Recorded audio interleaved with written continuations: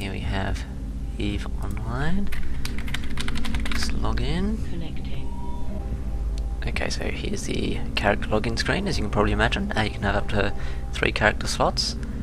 There's not really too much to see here. You've got your name, the corporation you're in, your location, ship you're currently using, skills you're training. I'll get to a lot of that in a moment. I'll just log in as my main character here and show you a little bit of the interface. I'll just open up my skill queue, make sure I've got plenty in training. I'm sure I do. The skills in Eve are all done in real time. They range from taking just a few minutes to taking a month for their really high level skills. So this is what I'm training here. Everything goes up to level 5. I'm actually training level 5 of mine drone operation at the moment, and it's going to take me another 8 days, 14 hours, 38 minutes and 25 seconds. So yeah, things can definitely take a long time. I'll just close that, don't really need to make any changes. You can queue up to 24 hours worth of skills. Anything going above that you can't add to. Certificate planner. This allows you to work out what skills will suit what you're trying to do. Ticks are ones you got. The yellow circles are ones that you meet at least one of the prerequisites. The little blue symbol there means you've actually met the prerequisites and you can claim it. There we go, it's turned into a tick.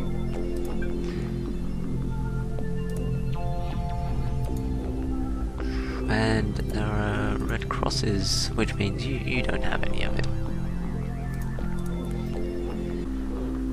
Attributes. The skills themselves don't do anything for your character. They affect the training times though, so every skill, I'll just pick one out here and you'll do, has a primary attribute and a secondary attribute and training time multiplier. So your primary attribute will have the biggest impact on reducing the skill training time. The secondary attribute has a smaller impact. The training time multiplier is basically how hard the skill is to learn. So a higher number is actually worse because that multiplies the training time required. A lot of the basic skills are all 1 times, so like this one here, it's 1 times. And I've seen some really high ones. I mean, they commonly go from 1 to 5. There are some above that. I think I've seen one that was something ridiculous like 12 times, possibly more. So they're the ones that really take a long time to train up.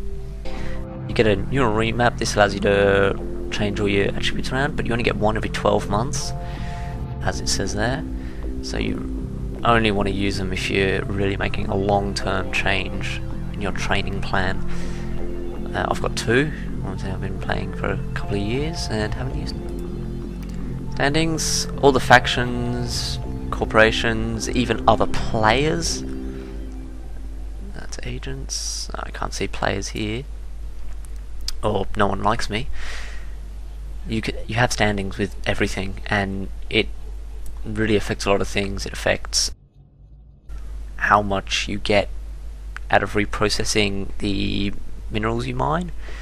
It affects what missions are available to you, and if, as far as factions go, every area of space is controlled by a faction. So if you have a really low standing with someone, like for example here, the Angel Cartel really don't like me. It ranges from 10 to -10. So minus 7.86 is they really don't like me. If I go into their area of space, they will shoot me down on sight. There's this ship I currently got active. It's not going to be very useful for showing you things. This is what I would use for courier. It is a cargo ship. It has a nice big cargo hold, you can see here. Carries 19 kilometers cubed of cargo. There are ships that carry a lot more than that. I just don't have the skills to use them. Most of my skills are aimed in mining, and that's my mining ship. I've got just a little shuttle for getting around quickly. That's a destroyer, which is a combat ship, but it's actually not fitted for combat at the moment. It's a battle cruiser, another combat ship.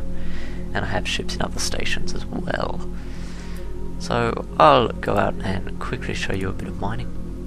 So here we are at a mining field that I've found. Didn't take me too long to find, fortunately.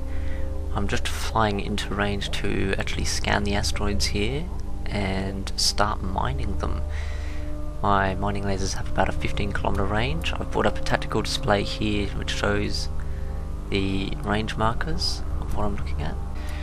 Basic UI elements. You've got your equipment down here that's equipped to your ship. Your hit points, which is broken into shield, armor, and structure. And they get damaged in that order. So you lose all your shield, you start taking armor damage. You lose all your armor, you start taking structure damage. Basically I try to position myself on the belt so that I can reach as many asteroids as possible. Once I'm in position, I will scan and start mining. I set myself a bookmark to that location so that I can fly directly back to it and not have to do this all again every time I come back to this belt. Where was I with the UI elements? Okay, so we've got cargo hold, this is in my cargo, bunch of mining crystals for different kinds of ore, chat, it's all this in station, this is my scanner, or I suppose scanner is the best word for it, or overview, and it shows things in the area. There's actually a separate scanner which I'm not going to go into because it's kind of complicated. These are the drones, which are these little green squares flying around me. I've got mining drones, but I'm not going to use them because I'm somewhat distracted doing the recording, so I just have some combat drones for protection. There's not really a huge deal to mining. A lot of it is just sitting around waiting for time to pass. My mining lasers here are on a 3-minute cycle, so it takes 3 minutes for them to actually complete one cycle and put the ore in my cargo hold. I can end them early and they'll just dump whatever they've got. What I generally do is actually jettison my ore into space, which just sits in a cargo container. The pro to that is my ship can only carry 8,000 meters and I probably mine about 4,000 in a 3-minute cycle.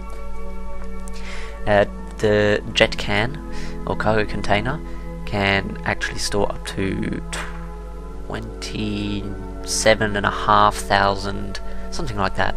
So I can just sort of dump it in there and then come back with a cargo ship just to pick it all up.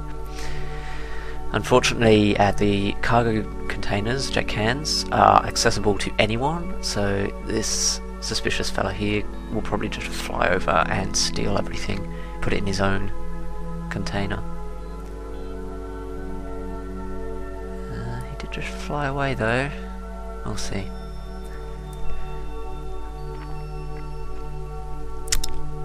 So this is basically all mining is, and I'll get back to you when I'm doing security.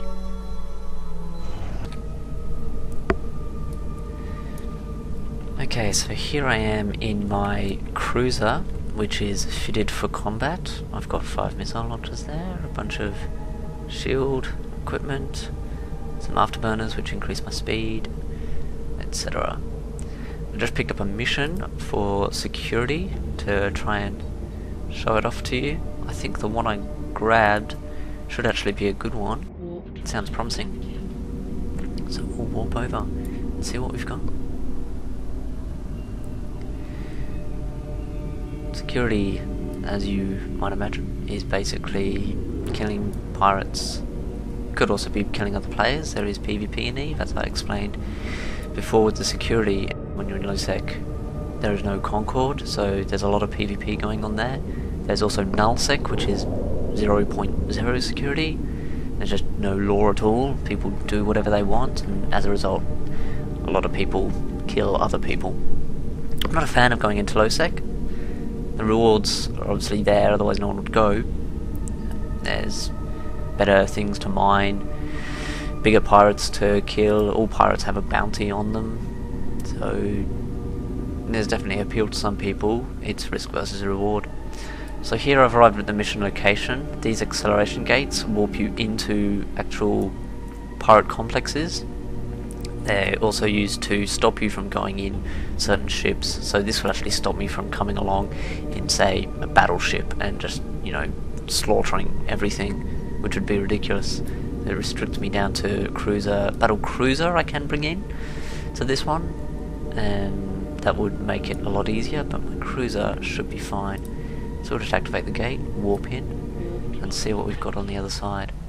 Okay, so these 3 red icons are pirate ships. The small red crosses mean, no, there's more, and even more. This will be good fun. Start locking onto some of them.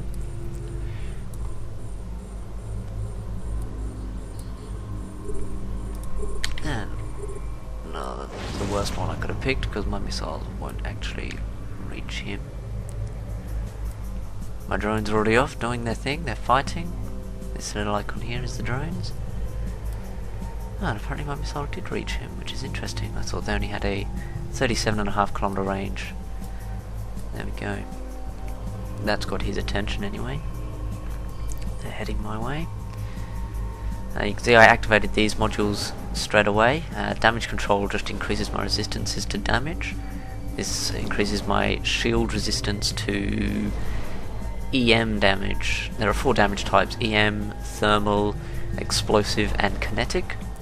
Different enemies deal different types of damage primarily, and are weak to different types of damage. I'm using EM rockets here.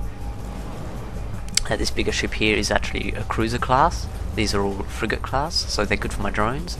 This one's good for my missiles because I actually have heavy missiles which are designed for taking down cruisers. I'll just lock onto him, he can be my missile target.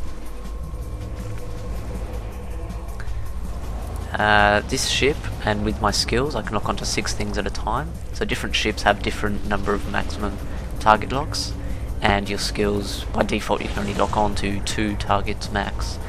I can lock on to up to 6. I'm not actually sure what the ship's capable of. Probably up to 8. Things I need to keep an eye on, obviously my shield strength. I'm taking damage now, so that will start to go red as I take damage. My drones over here, they've also got their own shield, armor and structure, so I need to watch out for them taking damage, call them back if need be. I don't really want them destroyed. They don't have many hit points, but at the moment they seem to be doing fine. Everything's too busy shooting at me. Just turn on my shield booster here, which will start recharging my shields. My capacitor in the middle here shows how much energy is still stored in my capacitor. Nearly everything in the game requires some amount of capacitor in order to run. Or after each cycle it will drain the capacitor, or at the beginning of each cycle rather. As it completes a cycle and starts another, my capacitor goes down. Go to the ground, capacitor goes down. Capacitor recharges over time. The lower it is, the quicker it recharges. So one strategy which I generally use is turn on my shield booster early, drain my capacitor right down and keep my shields up, then turn off my shield booster and let my capacitor recharge while I've still got plenty of shields. My drones are making tidy work of these smaller ships. So that's it. I'll come back after I've dealt with all of these and show you another element to security. Okay, so I've just returned to the scene of the destruction in what I'm currently using as my salvage ship. So typically, once you've destroyed things, you'll get wrecks with loot, wrecks without loot. The filled triangles have loot on them, and the empty ones don't.